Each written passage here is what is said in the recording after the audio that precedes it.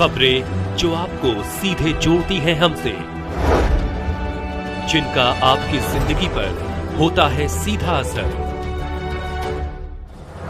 खबरों की वही तस्वीर,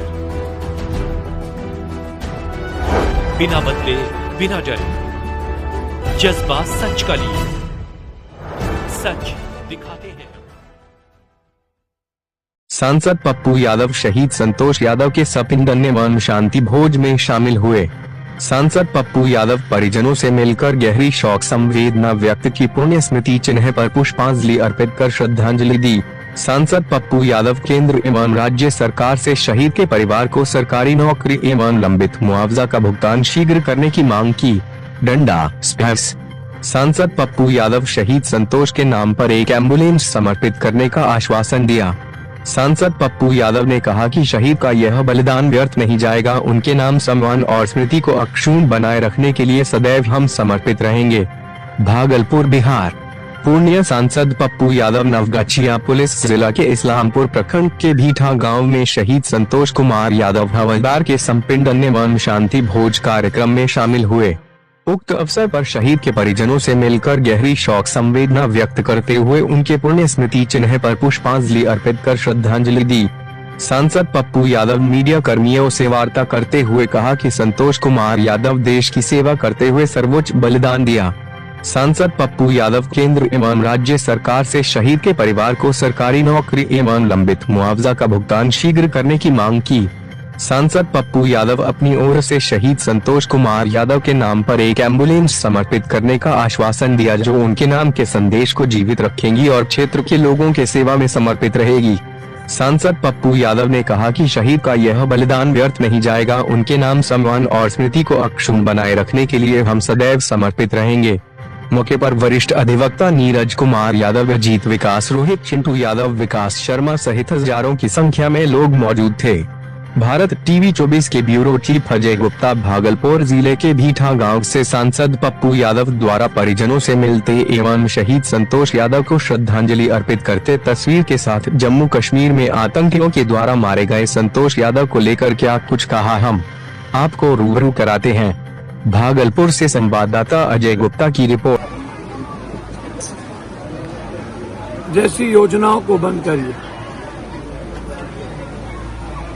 जब आप ऐसे शहीद संतोष जो अग्निवीर के द्वारा इस देश के प्रक्रिया में नहीं थे, तब तो आप इनके परिवार के लिए जीने का कोई रास्ता नहीं था। इनके भविष्य की आपको चिंता नहीं है।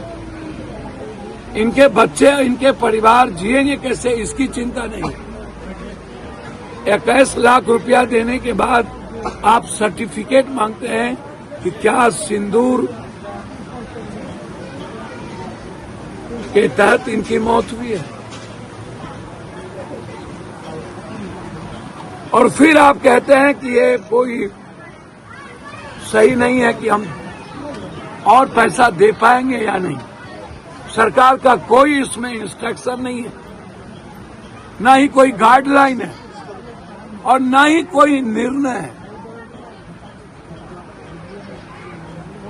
आप ये बताइए कि क्या शहीद संतोष जी ऑपरेशन सिंदूर के तहत शहीद हुए?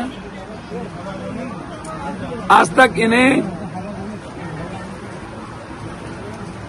29 लाख रुपया नहीं मिल पाया, 50 लाख। ये तो कभी नहीं मिला। ना तो हरियाणा के शहीद को पेट्रोल पंप मिला, ना तो नौकरी मिली, बहुत मुश्किल से। और शहीद में भी वोट की राजनीति। किस जात के लोग शहीद हुए?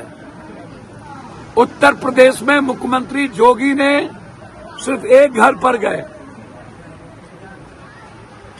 अत्यंत पिछड़ी ओबीसी जादव जाति के नौजवान शहीद हुए, उनके घर पर मुख्यमंत्री जी नहीं गए।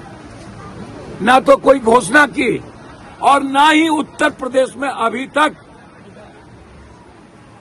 शहीद हुए दूसरे वर्ग के जवान को पैसे मिला। अब आप सोचिएगा, बड़ी बड़ी बात करना। प्रधानमंत्री जी, यदि मन में थोड़ा भी आपको लोक लाज है, अब भी कुछ पानी बच गया हो, तो इस देश के इंसानियत शहादत पे, इस देश की गरीबी पे, इस देश की व्यवस्था पे राजनीति करना बंद कर दीजिए। व्यापारियों के हाथ गिरवी रहना बंद कर दीजिए। इस देश के 144 करोड़ लोगों के जिंदगी की खुशियों को ढूंढिए, उसे मुस्कुराने का अवसर दीजिए। आप प्रधान सेवक हैं, कौन आपको वोट देता है, कौन नहीं देता है, आपका दायित्व जब आप उनके परिवार को आजीवन इस देश में गौरवान्वित महसूस हो, वो सड़क छाप ना हो, उन्हें जीने की ताकत मिले, कोई फर्क नहीं है। इसीलिए शहीद संतोष यादव जी के परिजन को जो बची राशि है वो तो तुरंत मिले ही, जो आपने वादा किया नीतीश जी, आपकी सरकार ने। आप तो सुन नहीं रहे होंगे कि आपकी मानसिक स्थिति बहुत अच्छी नहीं है। वैसे किसी भी नेताओं की मानसिक स्थिति अच्छी नहीं है। चुनाव जब नजदीक आ जाए तो नेता और भी पागल हो जाते हैं। वह सिर्फ इंसानियत के दुश्मन हो जाते हैं और सियासत के रास्ते के लिए जीने लगते हैं। लेकिन जो सरकार हमारी बात सुन रही है, मैं उनसे आग्रह करूंगा कि उनकी पत्नी को, उनके परिवार में कम से कम एक नौकरी, पेंशन, जिन्हें 1 लाख रुपया मिल रहा था उन्हें 40,000 मिलेगा। क्या अपने वो 4 बच्चों को स्कूल में पढ़ा पाएंगे? क्या पेंशन से अपने बच्चों के भविष्य को वो ढूंढ पाएंगे? इसीलिए इस परिवार को पेंशन पर आधारित न होना पड़े, इसके लिए नौकरी सख्त जरूरत है, ताकि अपने 4 बच्चों की वो परवरिश कर सके। गर्व है हमें ऐसे वीर पर, जो समाज का सर ऊंचा करता है, जो देश को के आत्म स्वाभिमान के लिए जान देता है, जो इस हिंदुस्तान के 140 करोड़ लोगों की हिफाजत के लिए मरने का, लड़ने का जज्बा रखता है। हम यदि आज हिफाजत से जीते हैं, यदि हमारी कोई सुरक्षा है, तो बिहार रेजिमेंट में आधा सैनिक नहीं होने के बावजूद, अहिर रेजिमेंट और राजपुताना रेजिमेंट में आधा सैनिक नहीं होने के बावजूद भी, और आज भी 303, 47, 56 और LMG इंसास पर लड़ने वाला मेरा देश पाकिस्तान को लेटेस्ट वेपन जवान ने चाइना ने दिया। Latest anti air missile China ने पाकिस्तान को दिया। एंटी मिसाइल तुर्की ने लेटेस्ट ड्रोन दिया हमारे पास। इसीलिए मैं आपसे भी कहूंगा, सब कुछ को भूलिए, अग्निवीर जो योजना है उसको खत्म करिए। 11 साल में राफेल के अलावा आपने कोई डील नहीं की। आपसे आग्रह है, आप हर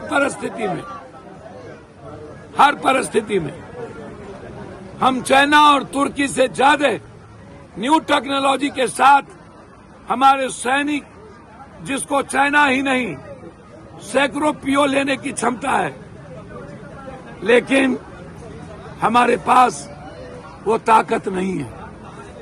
सैनिक के भीतर मरने का जज्बा है, ताकत नहीं। मैं संतोष जी का आज अंतिम क्रिया है, यहाँ सभी लोग, पूरे समाज के लोग, पूरे इस गांव और इलाके के लोग पूरे माँ बहन और युवा आज गमगीन है, आज पीड़ा है। उसकी माँ 9 महीने कोख में रखकर याद कर रही है। उसकी पत्नी आज भी अपने संतोष को उनकी आंखें ढूंढ रही है। उसके बच्चे के आंसू सूख गए हैं। उनका परिवार और यह गांव कभी न लौटने वाले संतोष को याद कर